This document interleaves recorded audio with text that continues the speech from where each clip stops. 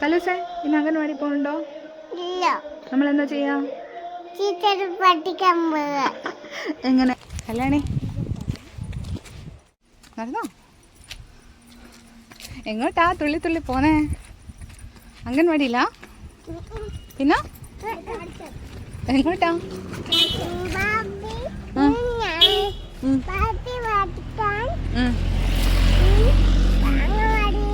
ടീച്ചറെ പഠിക്കാൻ പോകുന്നു.